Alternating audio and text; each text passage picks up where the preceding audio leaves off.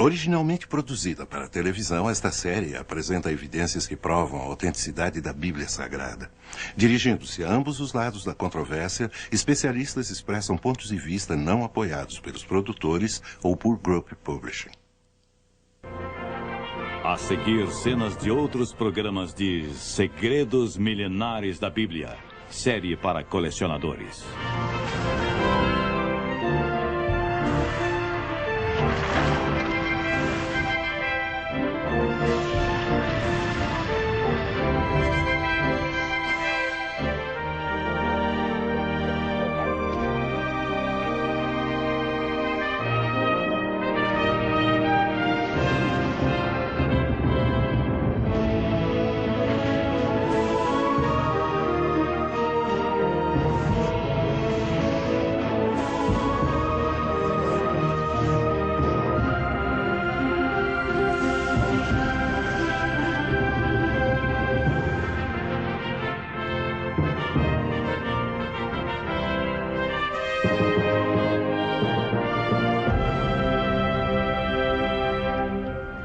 Viajaremos agora nas páginas do primeiro registro histórico contínuo da humanidade, o livro chamado A Bíblia Sagrada. Vamos investigar algumas de suas histórias mais controvertidas e descobrir respostas para perguntas muito difíceis. Será a Bíblia um relato confiável de intervenções milagrosas que salvam as pessoas de um destino iminente e da destruição? Ou será meramente uma coleção de lendas e mitos, como afirmam alguns críticos modernos? Especialistas do mundo todo, tanto céticos quanto defensores da Bíblia, contribuíram para a discussão destas questões bíblicas que poderão chocá-los e surpreendê-los. Os 10 Mandamentos de Moisés. Tábuas de Deus. O deserto do Sinai. Moisés havia libertado seu povo da escravidão no Egito. Eles estavam exaustos de sua longa jornada para encontrar a terra prometida. Estava claro para Moisés que eles precisavam de um conjunto de leis para seguir.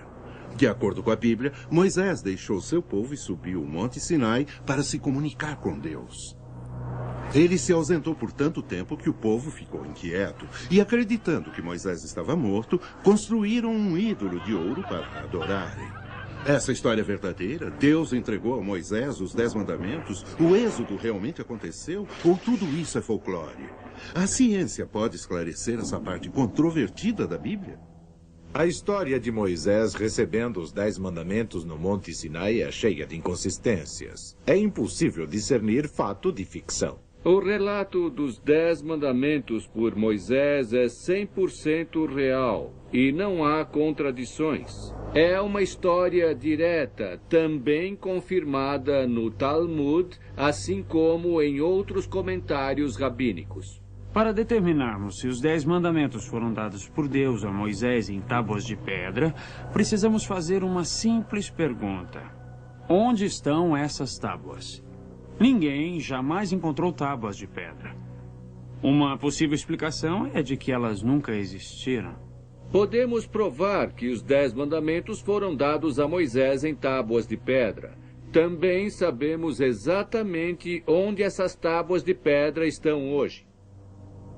Parece não ter fim as controvérsias em torno dos 5 livros de Moisés sobre importantes eventos na história israelita, incluindo o êxodo do Egito e Moisés recebendo os 10 mandamentos. Houve, de fato, o Monte Sinai. Existiram tábuas de pedra nas quais os 10 mandamentos foram escritos? Nesse caso, onde estão agora? A Bíblia diz que quando Moisés libertou o povo da escravidão no Egito, eles tinham um pensamento e um objetivo. Mas em pouco tempo, ficou evidente que não eram um único povo. De qualquer modo, esse não era um povo unificado, mas centenas de milhares de pessoas vindas de 12 tribos que haviam estado espalhadas por todo o Egito durante séculos. Usando a estimativa mais baixa para homens, mulheres e crianças, que supostamente faziam parte do êxodo, a conta ultrapassaria 2 milhões de pessoas, mais seus rebanhos. Se eles fossem colocados em uma rodovia moderna de 4 pistas, a fila cobriria a estrada de lado a lado por 240 quilômetros. Se todos esses hebreus vagaram pelo deserto do Sinai durante 40 anos sob o êxodo, aonde está a prova arqueológica da sua passagem? O êxodo nunca aconteceu como foi descrito na Bíblia. A história bíblica do Êxodo é um relato de testemunhos oculares, escrito por um leigo para seus contemporâneos. Embora o escritor não fosse um historiador, existem suficientes pontos históricos indicando que o relato é real, tanto de uma perspectiva arqueológica quanto antropológica egípcia. A arqueologia oferece informações para desvendar narrativas e eventos, tais como o relato do Êxodo. Esse relato contém suficientes nomes de lugares com referências cruzadas em tabuletas cuneiformes não bíblicas, sumerianas e assírias, confirmando a precisão do relato do Êxodo e assegurando aos estudiosos que não foi um relato inventado para consumo posterior. De acordo com o relato bíblico do Velho Testamento no livro do Êxodo, os cansados israelitas viajaram árdua e longamente por caminhos estreitos até chegarem ao Monte Sinai. Um mês após a saída do Egito, a cada dia que passava, a situação do povo ficava pior. Muitos estavam ficando sem comida, crianças estavam começando a sofrer e as pessoas acusavam Moisés de tê-los levado ao deserto para morrer. Meu Deus. Sem sua ajuda, seu povo será destruído. Há pouca comida nas tendas. Como sobreviveremos nesse deserto com nada no estômago além de amargura? Como? Como, Senhor? De acordo com a Bíblia, Deus disse a Moisés que as pessoas teriam pão pela manhã e carne à noite. O Senhor falou comigo, Josué. Ele me disse como as pessoas serão alimentadas. Bendito seja o seu santo nome. Vem. Então, as pessoas seguiram as instruções de Moisés. Ficaram maravilhadas ao colherem as estranhas gotas com gosto de mel encontradas perto de plantas do deserto a cada manhã. Chamaram isso de maná do céu. E à noite, nuvens de codornizes caíram a seus pés, dando a todos a carne que podiam comer, como Moisés tinha prometido. Esse maná aparecendo toda manhã e pássaros caindo do céu toda noite torna a Bíblia totalmente inacreditável. Como isso poderia ter acontecido? O maná do céu, que aparecia cada manhã com o orvalho, eram provavelmente as secreções deixadas nos arbustos de tamarga pelos insetos. As gotas duras, tipo mel, são colhidas chacoalhando os galhos sobre um pano e então moídas em farinha. O fenômeno do maná ainda ocorre nos desertos árabes. Mesmo hoje, os beduínos do deserto o colhem e o usam, ainda o chamando de maná do céu. Provas, tanto bíblicas quanto não bíblicas, oferecem uma imagem bem clara do fenômeno das codornizes. Em abril e setembro, esses pássaros migram aos milhões entre a Europa e a África. Um vento forte, como indicou a Bíblia, desviou grandes bandos de codornizes de seu curso uns 160 quilômetros terra dentro, onde caíram de exaustão por lutarem contra o vento. Os israelitas poderiam facilmente ter juntado milhões desses pássaros e os usado como alimento. Os sacerdotes e escribas que escreveram os 5 livros da Bíblia atribuídos a Moisés não conseguiam nem decidir se a sagrada montanha de Moisés se chamava Sinai ou Horeb. Ela é chamada 37 vezes de Sinai e 17 vezes chamada de Horeb. Embora a montanha na qual Moisés recebeu os 10 mandamentos seja chamada alternadamente de Sinai ou Horeb nas Escrituras, há pouca dificuldade em explicar essa aparente contradição. Durante o reinado do rei Davi, 2 versões da mesma escritura foram reunidas de uma forma que permitiu às tribos israelitas do norte e do sul manterem suas identificações familiares para lugares geográficos. Sinai e Horeb são a mesma montanha.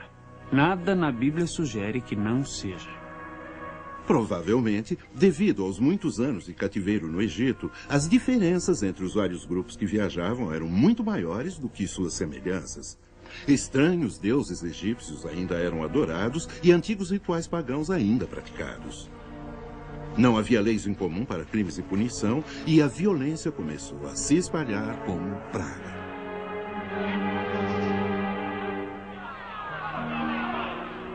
Em breve, ficou evidente para Moisés que essas diferenças destruiriam o povo se não pudessem ser resolvidas. Irmãos, por favor, por favor! Nós precisamos... A Bíblia diz que Deus ordenou a Moisés subir o Sinai e lá esperar a sua aparição.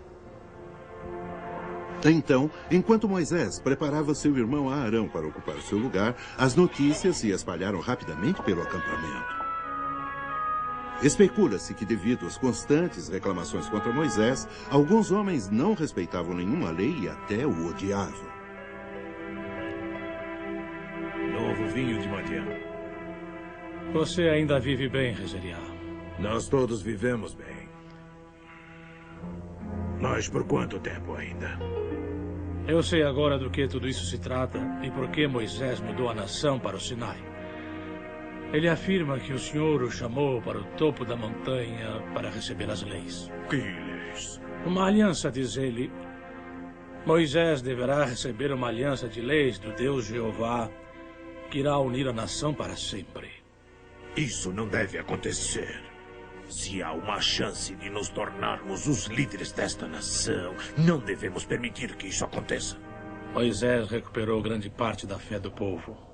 O povo é como o vinho nesta taça. Penderão para o lado que forem inclinados. O que você propõe? Quando Moisés subirá a montanha? Com a primeira luz da manhã. Vamos começar a promover nossos planos aos líderes tribais. A história dos 10 mandamentos de Moisés é uma cópia total de outros mitos, com os nomes e os lugares trocados. O livro de leis persa foi dado a Zoroastro em meio a trovões e relâmpagos. Dionísio, o legislador, é mostrado segurando 2 tábuas de pedra com leis esculpidas nelas. Por essa razão, não se pode aceitar a história de Moisés literalmente. Zoroastro e Dionísio vieram centenas de anos depois dos eventos de Moisés no Monte Sinai. E se houve plágio, não foi de Moisés. A Bíblia diz que Deus mandou Moisés subir a montanha sagrada e buscar a presença do Senhor. Josué, é aqui que eu te deixo. É aqui que vai me esperar. Não pode haver dúvidas de que um código unificado de leis era necessário para evitar um fim desastroso para o êxodo.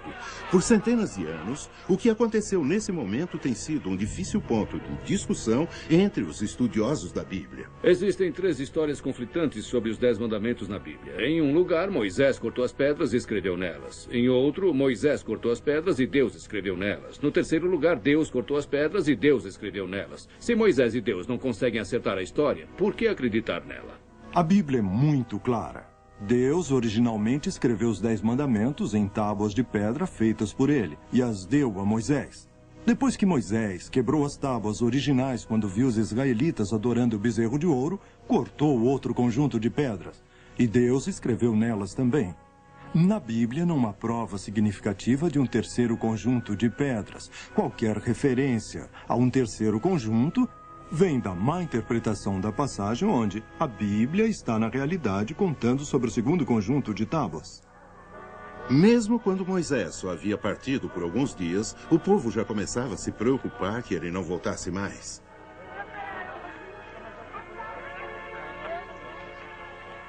Em uma semana, Arão não tinha mais nada a dizer para aquietar a mente dos líderes. Mas havia outros no vasto acampamento dos israelitas que ficavam mais contentes a cada dia que passava sem que Moisés voltasse.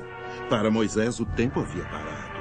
Sua consciência toda estava focalizada nos momentos em que Deus lhe falou sobre as leis que fariam sua aliança. Meu pai, por quê? Por que me trouxeste aqui?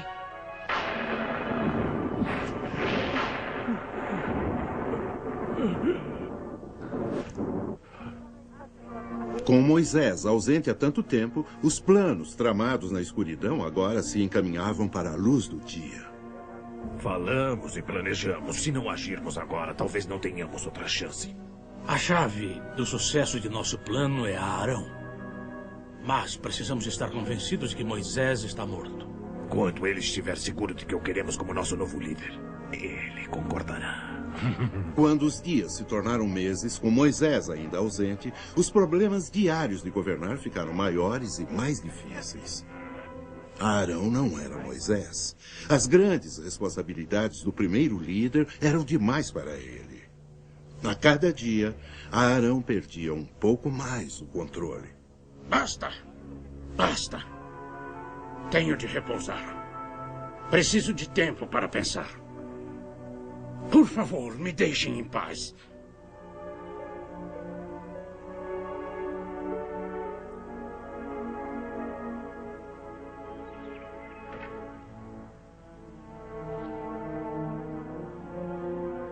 Senhor Arão. Os conspiradores tinham esperado astutamente até que Arão estivesse enfraquecido pela pesada carga do ofício de Moisés e pela preocupação por seu irmão. Rezariá tem notícias de Moisés, mas só para você. Ele não dirá a mais ninguém, nem a nós. Aconteceu alguma coisa, meu irmão? Venha, por favor.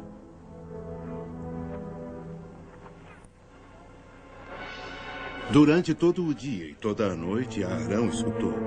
Eles o convenceram que Moisés estava morto e que as tribos em breve entrariam em uma terrível guerra entre si sem uma liderança central.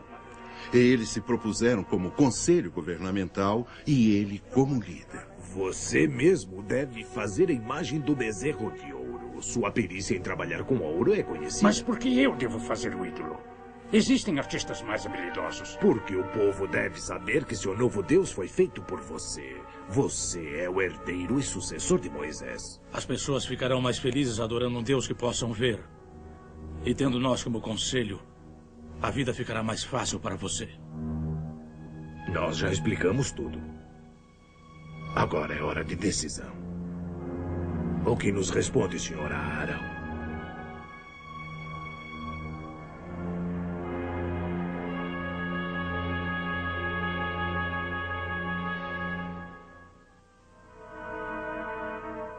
Está magnífico, Arão. Você se superou. É o que o povo precisa. O bezerro de ouro que Arão foi convencido a fazer era uma imagem do deus egípcio Apis. Esse deus era adorado apenas um dia por ano, no dia do Ano Novo egípcio. Era precedido por 5 dias de festejo, com o objetivo de trazer um ano novo próspero e seguro. Isso era o que os israelitas precisavam desesperadamente, temendo que Moisés tivesse morrido no Monte Sinai.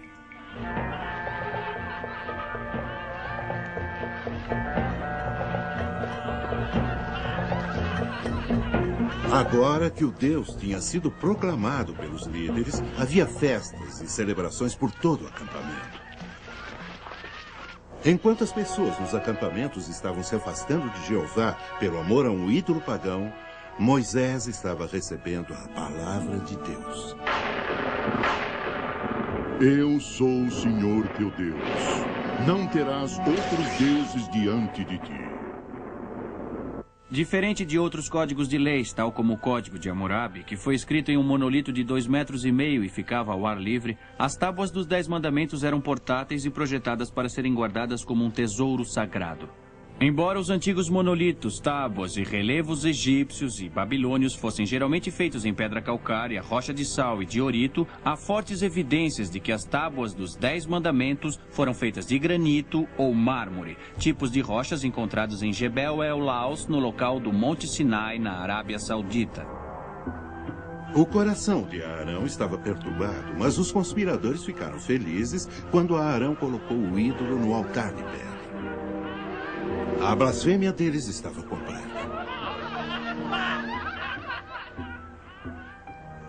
Deus já sabia da sua idolatria e estava decidido a destruir os israelitas. Moisés intercedeu e, com os 10 mandamentos, desceu apressadamente a montanha para se confrontar com os israelitas. Venha, fiel Josué. Vamos levar a lei de Deus para o povo. O que eram os 10 mandamentos? Perguntamos ao Dr. Robert Berger. Os primeiros 4 mandamentos se referiam à devoção a Deus. O 5º mandamento exigia respeito para com os pais e estabelecia os padrões para os relacionamentos humanos na lei civil. Assassinato, adultério e roubo eram incriminados nos próximos 3 mandamentos, indicando a sacralidade da vida, casamento e propriedade. Os israelitas não poderiam dar falso testemunho em tribunais. E por esse mandamento, a sacralidade da justiça foi estabelecida. O último mandamento exigia que o coração e a mente não cobiçassem as posses do vizinho.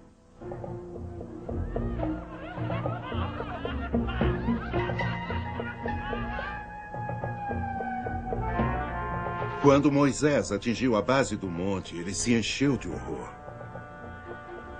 Oh, Israel! O que fizestes? Deram as costas ao Deus Todo-Poderoso. Mesmo Jeová, nosso Senhor, tendo feito de vocês seu povo eleito, vocês se corromperam atrás de falsos deuses. Precisavam fazer uma abominação em sua própria casa. Oh, Israel, vocês não são dignos de receber a lei de Deus.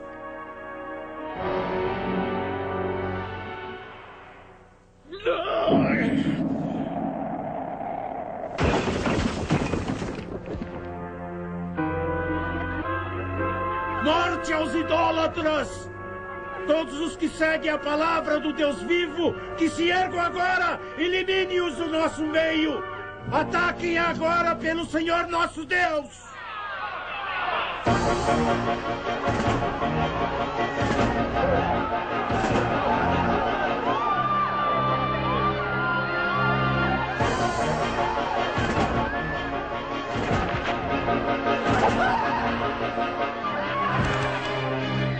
A tribo levita consagrada aos serviços de Deus se uniu a Moisés e mataram mais de 3.000 idólatras para estabelecer a lei e a ordem entre os israelitas.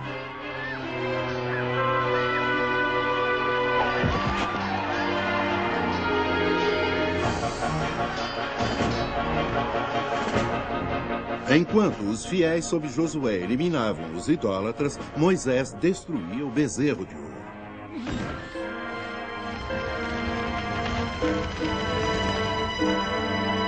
Mesmo enquanto os terríveis fogos da vingança queimavam pelo acampamento, o perdão e a reconciliação já começavam.